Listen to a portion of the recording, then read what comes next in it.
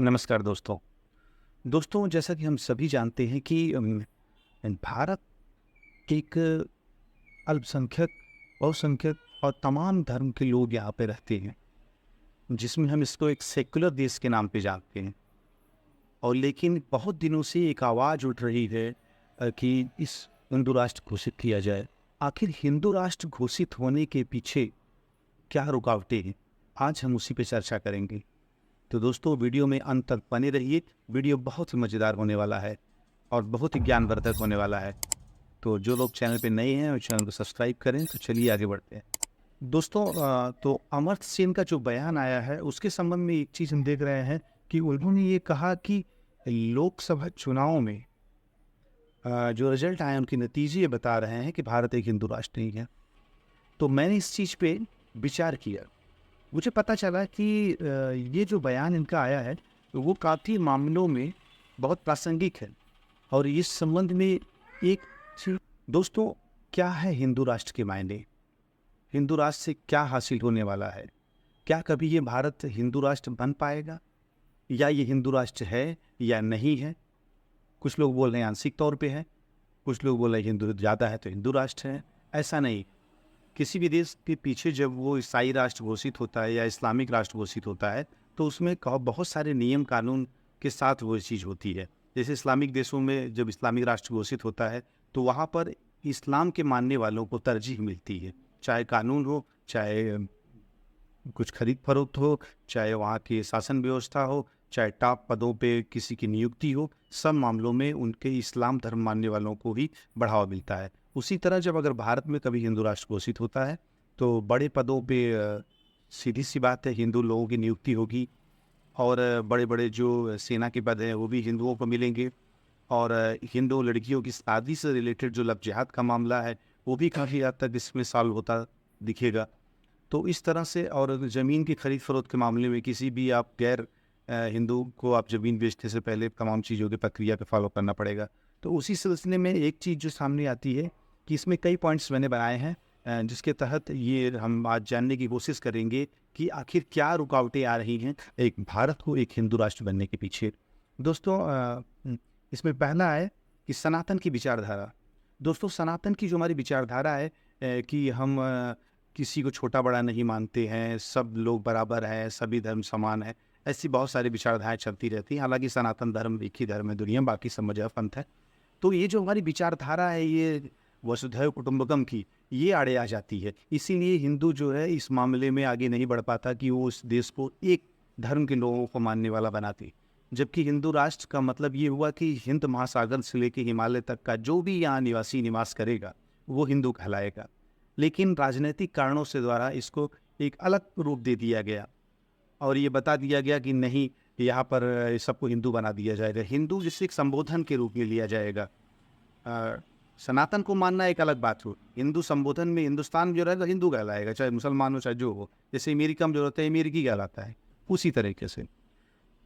दूसरा, इसमें हिंदू जागरण में हमारे जो संतों बाबाओं गुरु हैं, उन भी कोई कथावाचक हैं, उनकी तरफ से कोई विशेष नहीं होता। वो अक्सर अपना हिंदू धर्म से रिलेटेड चीज़ें करते रहते हैं, लेकिन कभी भी इस चीज़ की ओर लोगों को प्रेरित नहीं करते कि वो सोशल मीडिया से लेके हर जगह ये आवाज़ उठाएँ कि हिंदू राष्ट्र से रिलेटेड चीज़ें की जाए और इस देश को हिंदू राष्ट्र घोषित किया जाए। दोस्तों, दूसरा इसमें है कि हिंदू समाज में कट्टरता की कमी है। जिस तरह से आप देख ही रहे हैं कि एक खास समुदाय जिस तरह से अपने धर्म को लेकर कट्टर है, हिंदुओं में ऐसी कट्टरता कभी नहीं आ पाई और न शायद हमारे धार्मिक रीजनों की वजह से वो आ पाएगी। लेकिन जब तक हिंदू अपने धर्म को लेकर कट्टर नहीं होगा, तब तक इसको दिक्कतों का सामना करना ही पड़ेगा। क्योंकि जो समय चल रहा है, वो बहुत हाथ जोड़ने वाला समय नहीं है, प्रखर होने का समय है, मुखर होने का समय है। तो कट्टर अपने धर्म के लिए हो, ये नहीं कि कोई रिडिकलाइज कर देना किसी चीज़ को, कहीं हिंसक आक्रामक हो जाना। कट्टरता एक शब्द ऐसा आता है जिसमें लगता है कि नहीं नहीं काटने वटने वाला, ऐसा नहीं। कट्टरता का मतलब होता है कि अपने धर्म के प्रति दृढ़ रहना, सजग रहना, चैतन्य रहना, उसको जागृत रखना। ये हो गई। दूसरा इसमें है कि जो ये उत्तर दक्षिण का विरोध, इसमें एक बहुत बड़ी वजह ये भी है कि जिस तरह से भारत को उत्तर और दक्षिण के नाम पे बांटा जाता है, जब हिंदू राष्ट्र की बात होती नहीं, हम ये नहीं है, हम भगवान को फॉलो नहीं करते, हमारे ये है तो वो है, उत्तर दक्षिण में भारत को बांटने की राजनीतिक साजिश होती है। और इसमें एक रीजन है राजनीतिक दलों का दोगलापन। जितने भी भारत में पॉलिटिकल पार्टियां हैं, इनका कभी एजेंडा नहीं रहेगा कि ये हिंदू राष्ट्र हो। सिर्फ जो है भारत में बीजेपी को छोड़ के किसी और भी पार्टी के संबंध में ये चीज़ देखने को नहीं मिलती कि वो इस मुद्दे को भी आगे बढ़ाएं। हालांकि बीजेपी सामने से भी इस मुद्दे को लेके नहीं आ रही है। तो ये समाज में एक सोशल जागरूकता बढ़ रही है, कुछ संगठन आवाज़ उठा रहे हैं, कुछ व्यक्ति विशेष आवाज़ उठा रहे हैं, तो ये सब चीज़ें हो रही हैं। इसमें तो बीजेपी का रवैया भी खुद ढीला ढाला है, तो हम बीजेपी से क्या ही उम्मीद लगाएं। तो लेकिन चूँकि अभी सरकार में बैठे हुए लोग कुछ इस तरफ के हैं कि वो इस सनातन को बढ़ावा दे सकते हैं, इसलिए उम्मीद की जा सकती है। दोस्तों, हिंदुओं में एक सबसे बड़ी कमी है सेकुलरिज्म की। जो ये सेकुलर है शब्द, ये बाद में तो गढ़ दिया गया, आप सभी जानते हैं, लेकिन ये सेकुलरिज्म की सबसे बड़ी बाधा है, जो कि लोग इसी सब धर्म को बराबर मानते हैं और हर चीज़ को बराबर के चश्मे से देखते हैं। चाहे वो मुस्लिम धर्म द्वारा या दूसरे धर्म द्वारा यहाँ पर धर्मांतरण किया जाए, लव जिहाद किया जाए, ज़मीन जिहाद किया जाए, जनसंख्या विस्फोट किया जाए, लेकिन फिर भी उनके सर से सेकुलरिज्म का भूत उतरने का नाम नहीं लेता। तो सेकुलरिज्म सबसे बड़ा खतरा है और ये बीमारी, ये वायरस सिर्फ हिंदुओं में पाया जाता है, अन्य किसी धर्म के मानने वालों में बीमारी नहीं पाई जाती। जिसमें एक जो इसमें गजवाए हिंद और इस्लामिक स्टेट का है, ये जो भीतर भीतर काम कर रहा है, ये फैक्टर बहुत इंपॉर्टेंट है। क्योंकि गजवाए हिंद इनको करना है, इस्लामिक स्टेट बनाना है भारत को, तो इसलिए ये कभी नहीं चाहेंगे कि ये देश, ये समाज, ये राजनीतिक पार्टियां हिंदू राष्ट्र बनाने की तरफ आगे बढ़े। और इसी तरह से इस तरह के संगठनों को बार बार विरोधाभास का सामना करना पड़ता है अपने ही लोगों द्वारा, क्योंकि एक ऐसा माहौल तैयार कर दिया गया, क्योंकि उनको अपना इस्लामिक स्टेट और गजवाए हिंद का जो सपना है वो पूरा करना है। इस मार्ग में ये बाधा बन जाएगा हिंदू राष्ट्र का जो कॉन्सेप्ट है जो है। दोस्तों, एक चीज़ और है इसमें कि संपूर्ण एकता का भाव है हिंदुओं में। जो एक संपूर्ण एकता है, जो जातियों में हमारा बिखरा समाज है जातिगत, उसमें एकता का जो अभाव है, इसका सबसे बड़ा जो है देखा जाए तो कारण बन रहा है हिंदू राष्ट्र बनने के पीछे का।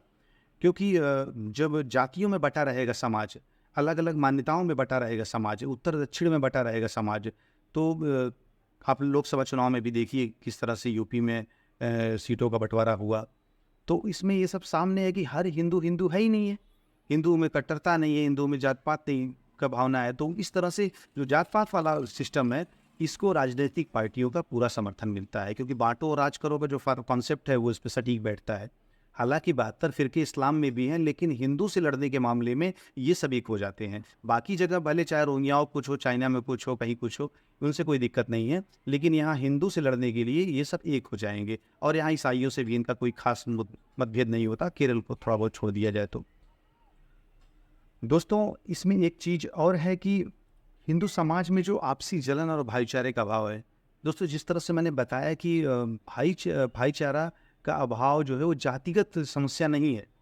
ये एक, आप अपनी जाति में हो, अपनी जाति में शादी करो, अपनी जाति विवाह करो, जो भी करना है करो, लेकिन जब राष्ट्र के कुछ मुद्दे हैं, जब देश के कुछ मुद्दे हैं, भारतवर्ष के कुछ मुद्दे हैं, जब हमारे सनातन संस्कृति और धर्म का मुद्दा हो, वहाँ पर आपको एकजुट होने की आवश्यकता है। कोई भी वर्ग हो, ठाकुर, ब्राह्मण, खनिया, वैश्य, शूद्र, जो भी हो, सब भाई हैं, सबको एक साथ मिलकर काम करना पड़ेगा। आपको टुकड़ों में बांटा जाएगा, आपको ही मारा जाएगा, आपको ही काफिर बोला जाएगा। जब कहीं भी अटैक होगा, दंगे होगी, कोई भी आदमी ये नहीं पूछेगा तुम यादव हो कि बनिया हो कि ठाकुर हो, मौर्य हो कि तुम हरिजन हो, कुछ नहीं पूछा जाएगा। तुम काफिर हो, तुम अल्लाह को नहीं मानते, बस तुम्हारा मारना उनको जायज़ आएगा। इसलिए जो भाईचारे की कमी है और आपसी जलन है लोगों में, एक दूसरे में, हिंदू समाज है, कभी कोई आगे बढ़ता है तो अड़ोसी पड़ोसी जलते हैं, वो चीज़ भी यहाँ पर मायने रखती है। आप इतने बटे हो तो आपको तो काटना आसानी हो जाएगा। इसलिए अगर ये वीडियो जो भी देख रहा है वो इस चीज़ को समझे और वीडियो को फॉरवर्ड करे, आगे तक मैसेज को आगे बढ़ाए। दोस्तों, एक चीज़ और हिंदुओं में देखा जाता है कि राष्ट्र हित से बढ़कर ये निजी हित को रखते हैं। क्योंकि जो राष्ट्र है ना, एक भारतवर्ष है, एक पूरा एक लोगों का, एक धार्मिक लोगों का एक समूह है। उत्तर से लेकर दक्षिण, पूर्व से लेकर पश्चिम, हमारे मंदिर, हमारी मान्यताएं, हमारा धर्म, हमारे विचार, हमारी संस्कृति सनातन, ये पूरा फैलाव है, एक विचारधारा का फैलाव, ये राष्ट्र का फैलाव है। जिस तरह से भारत सोने की चिड़िया था, विश्व गुरु था, जब यहाँ कोई दूसरा धर्म था ही नहीं। जब से यहाँ पे इस्लाम आया, ईसाइयत की चीज़ें आई, लूटपाट और भ्रष्टाचार, बेईमानी, ये सब चीज़ें चालू हो गई। खुद मैकाले ने अपने ही वक्तव्य में लिखा है कि जब मैं पूरा भारत घूम रहा था, ना मुझे कोई चोर मिला, ना भिखारी मिला। तो सन 1600 तक, 1650 तक उसको यहाँ चोर और भिखारी मिल ही नहीं रहे थे, जबकि वहाँ मुगलों का दौर भी गुजरा था। लेकिन इतनी गरीबी और इतनी चीज़ें कभी नहीं आई इस देश में। आज लोग विकास के नाम पे करते हैं, रोजगार ये नहीं है। तब कौन सी फैक्ट्रियाँ थी, तब कैसे लोग रहते थे? तो वो सब चीज़ें यहाँ पर मायने रखती हैं जो है। दोस्तों, एक और जो सबसे बड़ी कमी मैं देखता हूँ कि हिंदू समाज का धनमोही, भोग विलासी, अदूरदर्शिता एक प्रमुख अड़चन है इसमें। जिस तरह से देखिए कि हिंदू कमाता है, अपने तक सीमित रहता है, ना वो मुसलमानों की तरह ज़कात देता है। हाँ, मंदिरों में कुछ चंदे जा रहे हैं, लेकिन वो डायरेक्टली ना उनके गुरुकुल बन पा रहे हैं, उससे ना हिंदू समाज के लिए काम हो पा रहा है। तो ये जो अदूरदर्शिता हिंदुओं की, लोग अपने इतिहास से कुछ नहीं सीख रहे, ये भी एक कारण मैं बता रहा हूँ कि जो अपने इतिहास से कुछ, जिस इतिहास में किस तरह से मुगलों और ये जो और बाकी जो मुस्लिम आक्रांता आए, हमारे मंदिर गिराए, हमारा जो है कन्वर्जन किया, तो उस संबंध में भी हिंदू ने क्या सीखा? कुछ हिंदू अभी भी उस चीज़ से अनजान हैं। वो इस चीज़ को समझते ही नहीं कि ऐसा कुछ आगे भी हो सकता है। वो सोचते हैं कि बात गई रात गई वाली बात है, लेकिन नहीं, उनके मानने वाले उसी औरंगजेब और बाबर की जयकार लगाने, अकबर की जयकार लगाने वाले लोग आज भी जिंदा हैं, आज भी यहाँ पे हैं। और वही आपके मंदिर गिराए थे, उन्हीं की जयकार बोलते हैं। तो उनके फॉलो करने वाले आज भी देखो, लब जिहाद में सर कुचला जा रहा है, काट दी जा रही है, कोई विरोधाभास नहीं हो रहा है। तो ये सब सरकारों और ये जो है मीडिया संस्थानों, राजनीतिक दलों के बस का नहीं है। आप ये रोना रोते रह जाओ कि जो है कि यहाँ पे ये हो गया, वो हो गया, कोई बोल नहीं रहा है, कोई बोल रहा है, कोई बोलेगा। आप कितनी बार एग्जाम्पल दोगे कि ये देखो बुर्का वाली होती तो आज ये होता, आज हिंदू लड़की का हुआ तो ये हुआ? ये कितनी बार ये बोलोगे? तो इससे 2 कदम आगे बढ़ने की ज़रूरत है। आप अपने आसपास से ही चीज़ों को शुरू कर सकते हैं। दोस्तों, एक है डीएनए, जो सनातन का डीएनए है वो आपको जगाना होगा, सनातन के हिसाब से ज़िंदगी को फॉलो करना होगा। कहा गया वो राणा प्रताप का डीएनए, शिवाजी का डीएनए, राणा संभा का डीएनए, वो बप्पा रावल का डीएनए, वो संभाजी का डीएनए, वो कहाँ गया? वो पृथ्वीराज चौहान का डीएनए, वो आप अपने अंदर जगाइए, वो अपने अंदर ढूंढिए, आपके अंदर ही है वो। और ये हिंदू समाज को एक करने के लिए अपने वीर पुरुषों की गाथाओं को एक बार फिर से पढ़ना होगा, उनको अपने बच्चों को पढ़ाना होगा।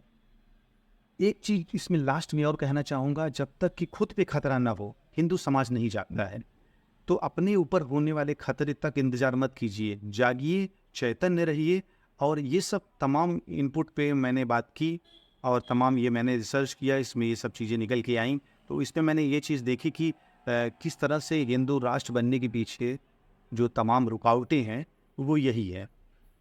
तो आशा करते हैं आपको ये पसंद आया होगा और आपको काफ़ी जानकारी मिली होगी। तो दोस्तों, इस वीडियो को ज़्यादा से ज़्यादा लोगों तक फॉरवर्ड करें और हिंदू समाज के लिए अपना योगदान तय करें, सनातन के लिए अपना योगदान तय करें। जय हिंद, जय भारत, जय श्री राम।